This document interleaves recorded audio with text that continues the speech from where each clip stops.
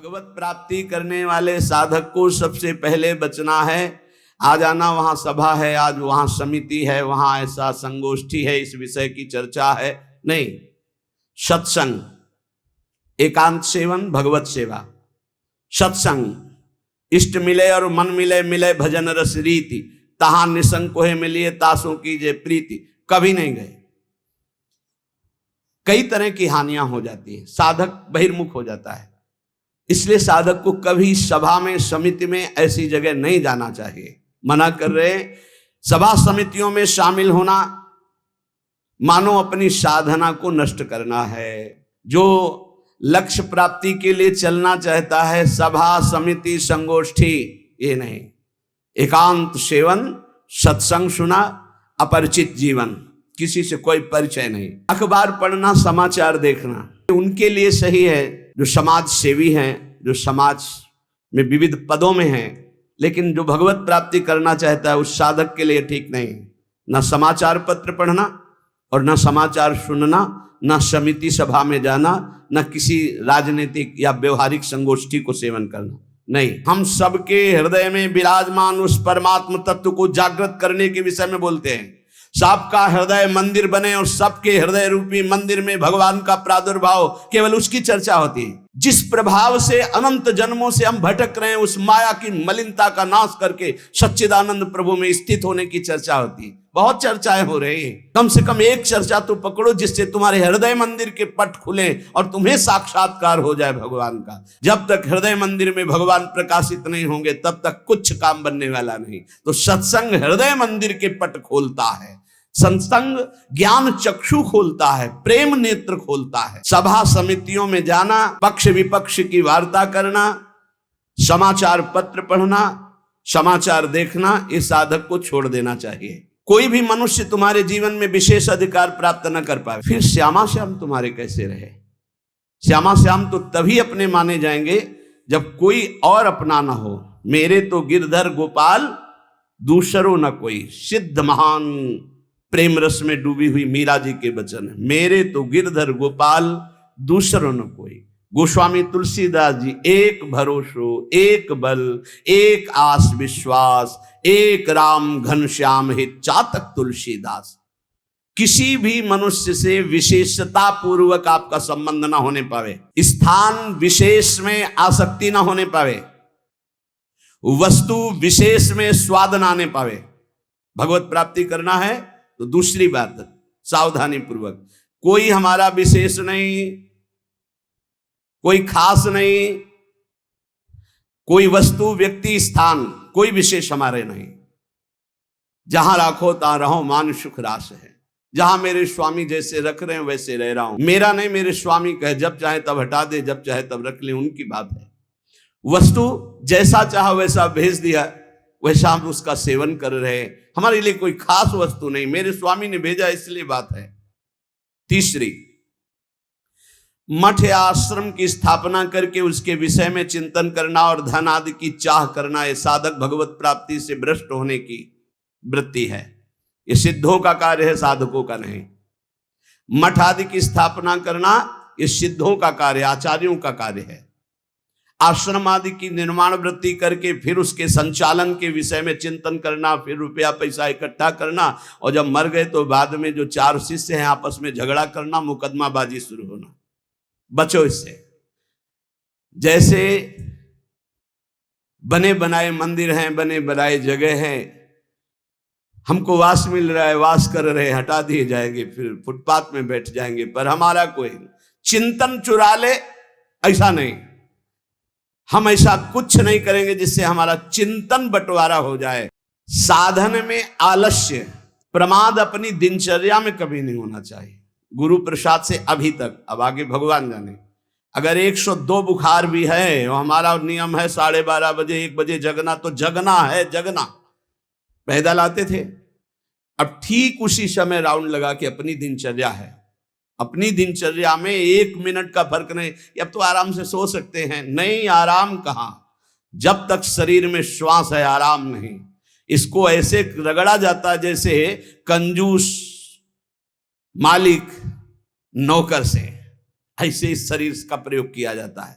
एक एक श्वास बचा बचा के भगवान के चरणों में, और खूब मेहनत कराओ इससे। ये किस काम में आएगा? खा खा के अगर वजन बढ़ा रहे हो तो लकड़ी का वजन बढ़ेगा, फूंक दिया जाएगा शरीर, और किस काम में आएगा? न उठने में सुविधा, न दिनचर्या में सुविधा। जब शरीर बढ़ जाता है ना, अरे थोड़ा कम खाओ, खूब इसको व्यायाम प्राणायाम और अपनी दिनचर्या मेहनत करो, खूब नाम जप करो, भजन करो, इसके लिए मिला है। बोले साधन में आलस्य नहीं होना चाहिए, अपनी दिनचर्या में प्रमाद नहीं होना चाहिए। किसी भी साधक दिनचर्या में प्रमाद का मतलब है अपने जीवन को नष्ट करना।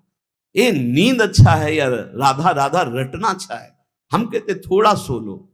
नींद में केवल सुख जो मिलता है वो 5-6 घंटे संसार का चिंतन छूट गया इस बात का है। तो तुम बैठे बैठे जागृत में यदि ऐसा अभ्यास बना लो, उसे समाधि कहते हैं। न जागृत है, न स्वप्न है, न सुषुप्ति है, भगवदाकार वृत्ति है। इसी के लिए तो हमारा मानव जीवन हुआ है। साधक अपनी साधना में प्रमाद न करे। कभी 3 बजे, कभी 4 बजे, कभी 5:30 बजे, कभी 2 बजे, ऐसी दिनचर्या ने, एक राइट दिनचर्या, 2, 4, 5 मिनट की बात अलग, पूरे जीवन आजीवन एक दिनचर्या चलनी चाहिए साधक की। फिर कर लेंगे प्रमाद, दीर्घ सूत्रता, ये नहीं होना चाहिए। 11 माला कहा है, आज 5 माला हुए, कोई कल 11 और 6, फिर कल जब 11 और 6 पूर्ति कर रहे तो 6 पूरे 11, फिर आगे कर। धीरे धीरे नियम ही खत्म हो गया, खत्म। हम कभी इस बात से राजी ना हो कि हमारा मन भजन के लिए आगे टालता है।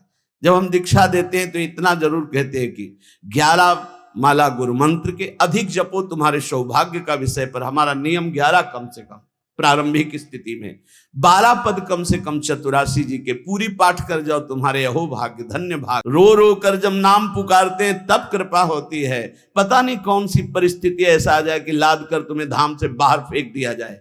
हाँ, कोई रोग हो सकता है, कोई घटना घट सकती है, इसलिए सावधान। प्रमाद स्थिति नहीं, दीर्घ सूत्रता नहीं, अपने दिनचर्या में कोई फर्क नहीं पड़ना चाहिए। जिसकी दिनचर्या ठीक नहीं है, पूज्य सदगुरुदेव भगवान के वचन, साधु की पहचान उसकी दिनचर्या से होती है। जिसकी दिनचर्या राइट टाइम फिक्स चलती है, साधुता ठीक चल रही है।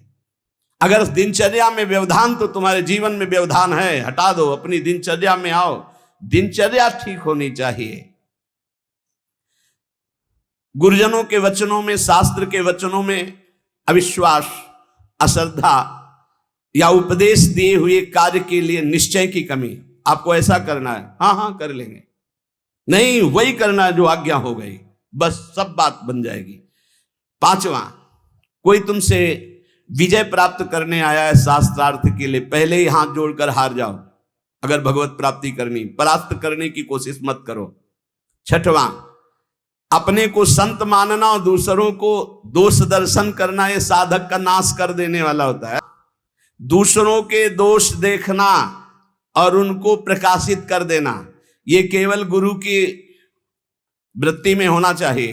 वो अपने शिष्यों के दोष देखकर उसे प्रकाशित करके नष्ट कर दे। बकाया साधक को ये कभी वृत्ति नहीं रखनी चाहिए कि दूसरों के दोष देखकर और उनको प्रकट करना, चुगली करना। अगर साधक किसी के दोष देखता है तो उसी के सामने उसको फटकारे, तब तो मित्र माना जाएगा। और उसके चले जाने के बाद यदि पीछे चर्चा करता है तो उसे निंदा करते हैं, निंदा करने से पाप लगेगा। तुम्हारे अंदर वही दोष बहुतायत मात्रा में जागृत हो जाएगा। शब्द याद कर लो। अगर किसी के प्रति तुम्हारा दोष दर्शन है तो उसी के सामने कहो उससे, ए भाई, हमने सत्संग में सुना है, ये जो तुम्हारी बात है ना, ये ठीक नहीं है, इसको सुधार कर लो। तो निंदा नहीं मानी जाएगी। वो चला गया, इसके बाद आप उसकी चर्चा करते हैं, अब ये पाप होगा। पर निंदा के कीते आवत नहीं कछुआत, मूर्ख पर्वत पाप को ले चल अपने साथ। 8वां, किसी भी मनुष्य का ना शरीर से अपमान, न वाणी से अपमान हो, न मन से उसके नाश का चिंतन। जो तुम्हारा अहित कर रहा है, तुम्हारी निंदा कर रहा है, तुम्हारा अपमान कर रहा है, तो तुम्हें लौट कर अपमान नहीं करना। ये सिद्धांत है भगवत प्राप्ति का। और मन से संकल्प नहीं बनाना कि भोगोगे, क्योंकि तुम भजन करते हो। अगर ऐसा सोचे तो वो भोगेगा जरूर, लेकिन तुम्हारा भजन भगवत प्राप्ति की योग्य नहीं रह जाएगा। 9वां, पर चर्चा, बैठकर सदैव दूसरे के विषय की चर्चा, ये साधकों में कुछ दोष होते हैं, इसलिए इसका सुधार करना चाहिए। पर चर्चा, पर निंदा से साधक को बहुत बचना है। ये जबान बहुत दुष्ट है, इसको रोको, वाणी को रोको। वाणी एक अमोल है, जो कोई बोले जान, हे तराजू तौल के तब मुख बाहर आन। और 10वां, सीरियल, नाटक, सिनेमा, नौटंकी, ये सब साधक नहीं। असत साहित्य नहीं पढ़ना, नहीं देखना, नहीं सुनना, बहुत बड़ा प्रभाव पड़ता है। इससे बहुत बड़ा प्रभाव पड़ता है, बहुत बड़ा प्रभाव पड़ता है। आपको अनजाने में पतन के मार्ग में आपको ले जाएगा। आपको सुनना है सत्संग, तो सुनने वाला यंत्र रखिए। ये सुनने के लिए ये जो टच वाला मोबाइल है, बचो इससे, पक्की बात है। इसको हम बहुत प्रार्थना पूर्वक निवेदन करते हैं कि साधक जो घर से निकला है भगवत प्राप्ति के लिए, टच वाले मोबाइल से बचे। जहां भगवत प्राप्ति की लालसा से आपने वैराग्य लिया, वहां भोगों की लालसा पैदा कर देगा। जहां आप खोले मोबाइल तो आपके ऑप्शन ही ऑप्शन है, और मन कभी भगवत ऑप्शन सुनना चाहे तो बड़ा पवित्र मन होता है। हाँ, ये संसारिक बात है, इसमें क्या है? अच्छा, इसमें क्या है? ढूंढते ढूंढते वहां पहुंच गए जहां नहीं पहुंचना चाहिए, और आपको नष्ट कर देगा। सत्संग सुनना है तो यंत्र रखो सत्संग सुनने का।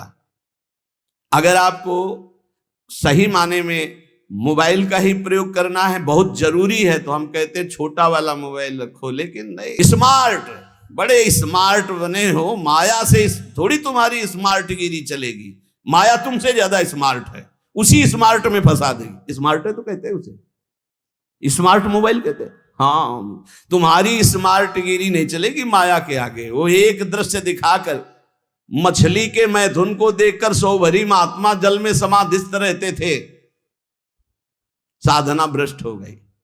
अजामिल लकड़ी लेने गया था, वैश्यागमन देख करके उसकी बुद्धि भ्रष्ट हो गई, उसी वैश्या में आसक्त हो गई। प्रार्थना है, बहुत है, बिना मोबाइल के नहीं चलता तो 1800 वाला ले लियो, 2000 का जो नहीं आता इतना बड़ा। भाई बहुत है, बात करनी, कहीं कोई तुम्हारा पदाधिकारी हो तो भाई देख लियो। नहीं तो हमें प्रार्थना करनी है साधकों से, स्मार्ट से बचो। बहुत स्मार्ट है वो, तुम्हें फंसा लेगा, भगवत मार्ग से गिरा देगा, पक्का गिरा देगा। मान लो, हम कह रहे हैं, लेकिन कोई नहीं मानने के लिए तैयार है। और किससे बात करनी? श्री जी के लिए स्मार्ट काम नहीं करेगा, वहां फोन बात होगी नहीं, वहां तो राधा नाम काम करेगा, राधा राधा राधा राधा राधा। हाँ, कुछ ऐसी आवश्यकताएं हैं जिनकी जरूरत है, क्योंकि बिना उसके काम नहीं चल सकता। तो हम कह रहे जहां तक हो सके, और अगर किसी को बहुतय की रखना है तो बहुत हिम्मत करो, कसम खा लो कि कभी हम और क्षेत्र में नहीं जाएंगे। बहुत बड़ा क्षेत्र है। आज कोई भी व्यक्ति हमको प्रायः ऐसा नहीं दिखाई देता जिसकी कनपटी में मोबाइल ना लगा हो। भगवान का ये बहुत विचित्र कलयुग, भगवान ने ये यंत्र चलाया है, बहुत विचित्र। ये भगवान की बहुत माया चली। तो कह रहे नाटक, सिनेमा, फिल्म, सीरियल, समाचार, बचो भाई। अगर भगवत प्राप्ति करना है तो थोड़ा सावधान हो जाओ। 11वां, शास्त्र विरुद्ध कोई भी आचरण ना हो, नहीं तो भय को प्राप्त हो जाओगे। बड़े शेर दिल होकर के भी तुम्हें गुलामी ऐसे की सहनी पड़ेगी जो तुम सोच नहीं सकते। अशास्त्रीय थोड़ा भी कर्म हुआ तो वही तुम्हें रौंद देगा। एक छोटा सा, एक नीच प्रवृत्ति वाला तुम्हारे ऊपर शासन कर लेगा। हमारी बात को समझना, जो लिखा है, शास्त्र विरुद्ध कोई भी आचरण तुम्हारे शेर दिल को रौंद देगा। शेर दिल का मतलब समझते हो? साधु सिंहवत होता है, बिल्ली बना देगा। वही तुम्हें डाउन होना पड़ेगा, वही तुम्हारी हंसी उपहास, वही तुम्हारी निंदा हो जाएगी, अशास्त्रीय आचरण। 12वां, बड़ों के आने पर खड़े हो जाना चाहिए, नहीं तो प्राण शक्ति कमजोर होती है। अपने से पूज्य और बड़े जन आवे तो हाथ जोड़कर खड़े हो जाने से हमारी प्राण शक्ति मजबूत होती है।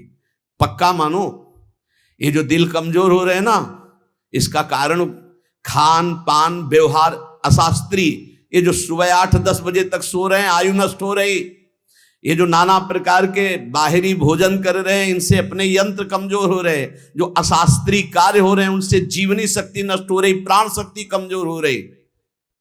पक्का मानिए। आज प्रायः लोग ऐसा ही है कि 1-2 बजे रात्रि के सोते हैं और 8-10 बजे जगते हैं। हमारी प्रार्थना है भुवन भास्कर उदय हो रहे और आप सो रहे तो आपकी स्त्री, कीर्ति, यश, पवित्रता, प्राण शक्ति, जीवन शक्ति, इन सब का नाश हो रहा है। अरे प्रातः काल भगवान उदय हो रहे हैं, हाथ जोड़कर प्रणाम मात्र कर लो, नार्घ देव तो प्रणाम तो कर लो, भुवन भास्कर पधारे सूर्य नारायण। लेकिन नहीं, 10-11 बजे तक सोते। प्रायः दिनचर्या बन रही, सही माने में 10 बजे सो जा, 11, 12, 1, 2 दिन में 1 घंटा विश्राम का। जिसको दिन में विश्राम नहीं तो 9 बजे सो जाओ। 5 घंटे सो जाना बहुत होता है, 5 घंटे बहुत। अभ्यास योग युक्तेन, जैसा आप अभ्यास कर लो वैसा। आपने अभ्यास कर लिया 3 घंटे में तो 24 घंटे में 3 घंटे में काम हो जाएगा। आप अभ्यास कर लो। अरे साधना एक बार सोने का समय दे दिया, इसके बाद बस फिर नींद नहीं आनी चाहिए, फिर नींद नहीं आनी चाहिए हर समय ऐसे नींद। और 13वां, किसी भी वस्तु से या जीव से घृणा नहीं करनी। हमें प्रयोग नहीं करना, हमें घृणा नहीं करनी किसी भी वस्तु से, किसी भी जीव से। सब भगवान की सृष्टि, हमारे लिए जो आदेश है हम उसका खान पान करेंगे, उसका पालन। हमें घृणा किसी से नहीं, किसी से नफरत नहीं है। ये घृणा नफरत ये भगवत मार्ग के पथिकों में नहीं होती। विपत्ति में घबरा करके किसी और से सहयोग मांग लेना, ये बहुत खास बात है। बैठे रहो, प्रभु देखते हैं, बने तो आपसे बने, नहीं तो बिगड़ जाए, देखेंगे आप कैसे बना। पक्का गिरते गिरते गोद में हो जाओगे। कई बार हमने अनुभव किया सेकंड का, अगर सेकंड की चूक हो जाती तो ऐसी घटना घट जाती। सेकंड की चूक नहीं होने दी मेरे प्रभु ने, हमने कई बार देखा है। इसलिए भारी विपत्ति में घबरा कर किसी और का सहयोग लेना कभी ऐसा अनन्य भक्त के द्वारा नहीं होना चाहिए। अब क्या होगा? वही होगा जो प्यारे राम जी को भाएगा। और राम जी मंगलमय है, पक्का मंगल ही होगा, अमंगल नहीं हो सकता। भक्तों का सदैव ऐसा ही होता है। वही होगा जो हमारी प्रियालाल चाहते, वही होगा जो हमारे इष्ट चाहते। इष्ट मंगल भवन है, अमंगल हो नहीं सकता। भारी संपत्ति प्राप्त हो तो फूलना नहीं कि अब तो। वैसे सही बात देखो, जो भगवान का भजन करते हैं उनके लिए हर कोई वस्तु हर्ष वाली नहीं होती। किसी में हर्ष होता है, बहुत ही बढ़िया चीज मिल गई, बहुत सब, हर चीज नाशवान है। हर चीज किसी भी कारणवश अकस्मात आपकी बात सिद्ध हो जाती है, जो आप कह दिए, तो आप उसके सिद्ध हो जाने पर जो आपने कहा आपको दुख होना चाहिए। आपने जो चाहा वो हो गया, आपने जो मांगा वो हो गया, आपने जो कहा वो हो गया, तो आपको दुख मानना चाहिए। नहीं नहीं, ये अगर बात मेरे अंदर आ गई तो मैं भगवत प्राप्ति नहीं कर पाऊंगा, इस बात का दुख होना चाहिए। आगे ये सावधानियां वर्णन करके कह रहे हैं कि जो पुरुष इसी जन्म में भगवत प्राप्ति करना चाहता है तो सरसैया में पड़े हुए भीष्म जी ने युधिष्ठिर जी को उपदेश दिया, ध्यान से सुन ले, इसी जन्म में भगवत प्राप्ति हो जाएगी। जो पुरुष इसी जन्म में भगवत प्राप्ति करना चाहता है, मनुष्य शरीरधारी, वो पहले आहार पर संयम करे, उसे सूक्ष्म करे। इतना कम ना करे कि भोजन का चिंतन हो, पर इतना भी ना करे कि डकार आवे। भगवत प्राप्ति करनी है तो ये बात पकड़ लो। हजारों जगह शास्त्रों में बात लिखी, मिताहार, भिक्षान्नम औषधम, जैसे औषधि पाई जाती है ऐसे बहुत संभाल के खाओ पियो, जितने से एकदम आपका शरीर हल्का बना रहे। 1-2 शरीरों को तो रोग हो जाता है, वो क्या कहते हैं जो गले में होती गांठ, थायराइड है ऐसे, वो तो बात अलग है कि भाई अब थायराइड हो गया है, नहीं तो खाईराइड में ज्यादा तगड़ाट हो रही। खाईराइड खूब खाते चले जा रहे। जिसको इस जन्म में भगवत प्राप्ति करनी, भोजन पर पहले सुधार करे, अल्पाहार और सात्विक भोजन, चाट चटोरा भोजन की तरफ से बचे। अगर भगवत प्राप्ति करनी है, अल्पाहार करे, प्रकृति से परे अविनाशी पद की प्राप्ति के लिए प्रकृति के आकर्षण पर विजय प्राप्त करना पड़ेगा। जो साधक घर में रहकर या घर छोड़कर, दोनों साधक होते हैं, गृहस्थी और विरक्ति। जो घर में रहकर साधना कर रहे हैं उनको चाहिए किसी और का ना खाएं, अपनी मेहनत का कमाया हुआ ही भोजन पावे, चाहे जहां जाए, कहीं किसी और का ना खाएं। 10 रुपए का खाया है 20 दे दो, तुम्हारे को भगवत प्राप्ति करना है। कभी ऐसा नहीं कि रास्ते में भंडारा बट रहा है, हलवा बट रहा है, दबा के पा लिया, चलो यार कम से कम बचे तो 100-200 रुपए। नहीं बचे, नहीं, जिसके लिए आए थे वो सब ले गया। वो गृहस्थ आदमी को अगर किसी का पानी भी पियो तो 5 रुपया उसको दे दो, 2 रुपया दे दो, नहीं रुपया दे दिया, वहां 2-4 दोना पत्तल उठा करके आसपास से कुछ सेवा कर दो। कोई तुम्हारे सुकृत ना लेने पावे भगवत प्राप्ति के मार्ग। अगर विरक्त है तो भिक्षान्नम औषधम, हट जाओ, भाग जाओ, प्राण बचा लो, मत भोगना, नहीं तो भगवत प्राप्ति में बाधा। और विरक्त है, भोग सामग्री एकदम एकत्रित है, एकांत है, भोग लो, ना ही भोगना, क्योंकि मुझे भगवत प्राप्ति करनी है। नेत्र से, वाणी से, मन से किसी भी दूषित भोग को ना भोगना। नेत्रों से भी भोगना होता है। आप मोबाइल में देख रहे हो या छुप के देख रहे हो, ये ऐसा दृश्य देख रहे हो, ये नेत्रों से भोग हो गया, ये आपको नष्ट कर देगा। नेत्रों से बहुत नष्ट हो चुके हैं, नेत्र ही है जो दिखा करके भ्रष्ट हो गए।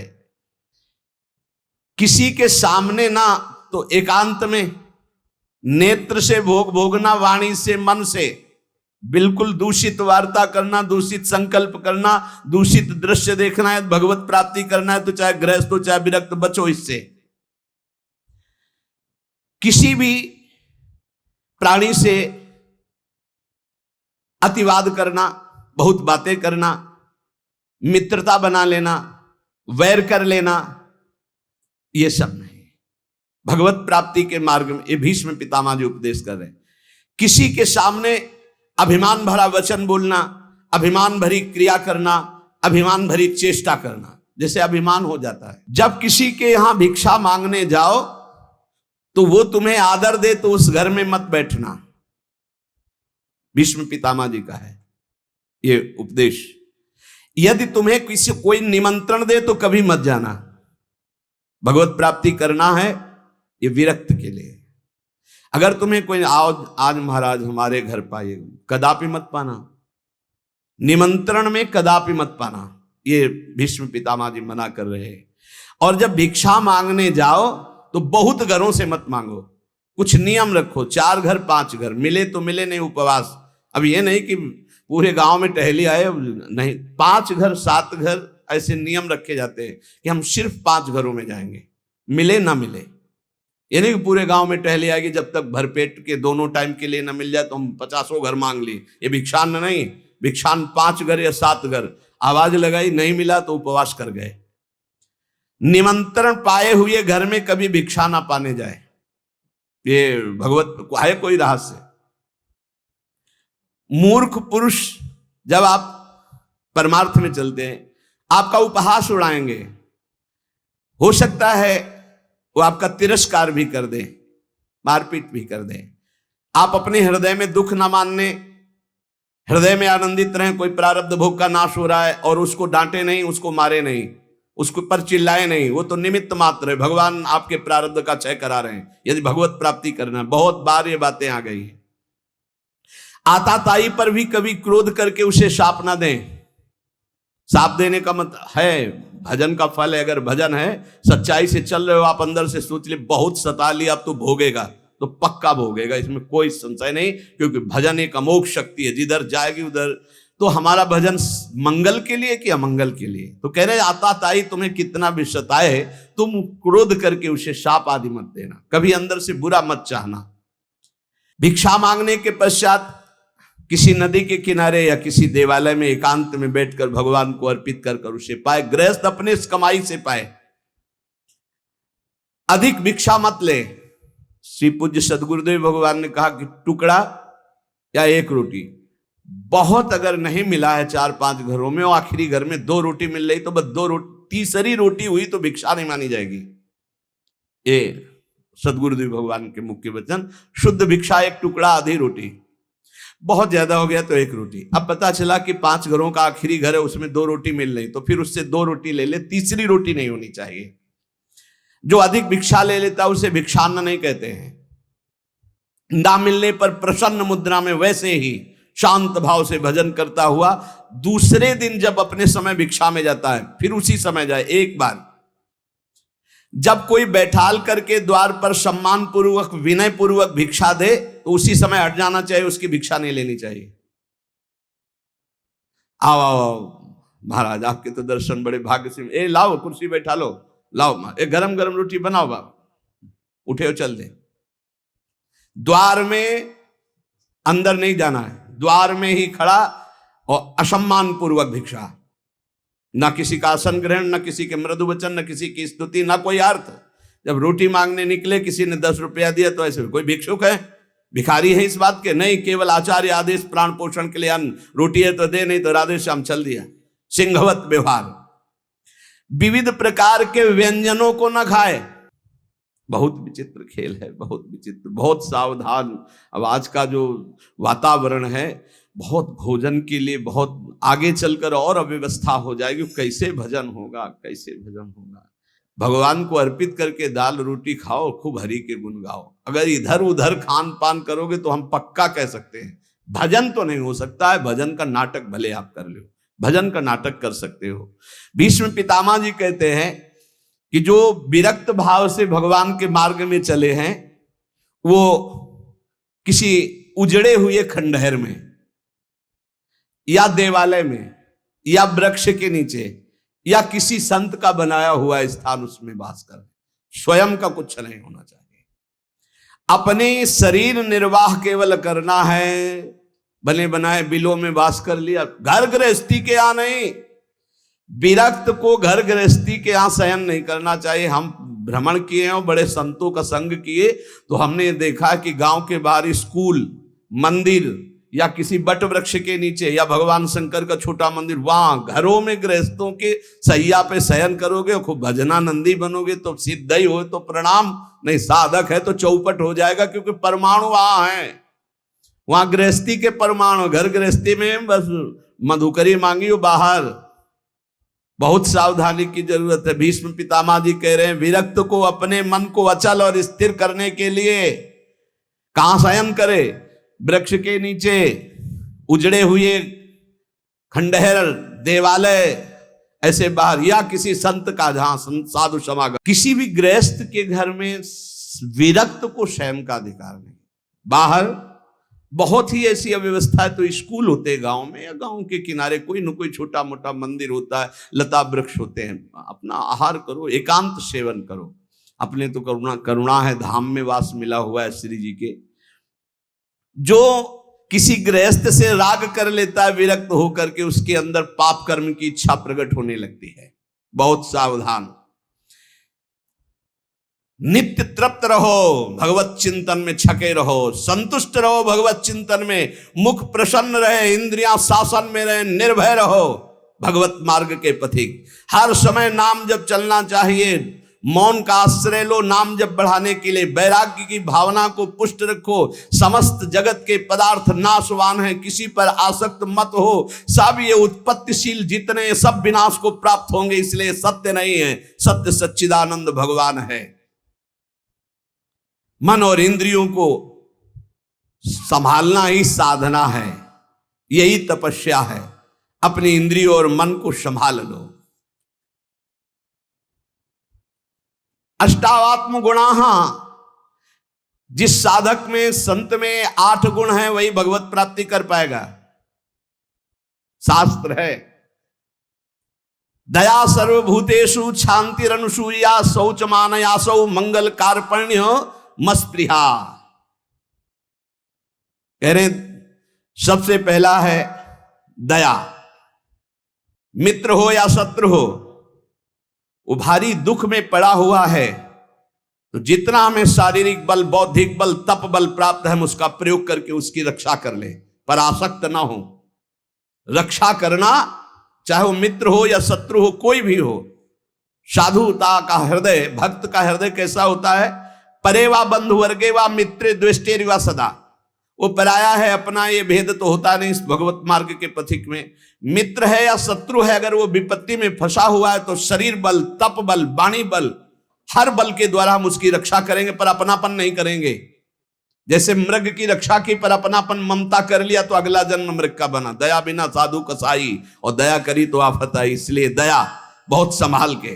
दया क्या, हमारे जितना बल है हम आपके कल्याण के लिए प्रयोग किया और अलग हो गए, आसक्त नहीं हुए, कभी उससे धन्यवाद पाने की इच्छा नहीं की, उसे दया कहते हैं। दूसरा शांति। बाह्य चाध्यात्मिके चैव दुखे चोत्पादिते क्वचित न कुप्यति न वाहंति सा क्षमा परिकीर्तता। ये साधक के लक्षण। पहला दया, दूसरा ऐसा क्षमा कि कोई आपको शारीरिक या मानसिक पीड़ा पहुंचा रहा है, आपको क्रोध नहीं आना चाहिए।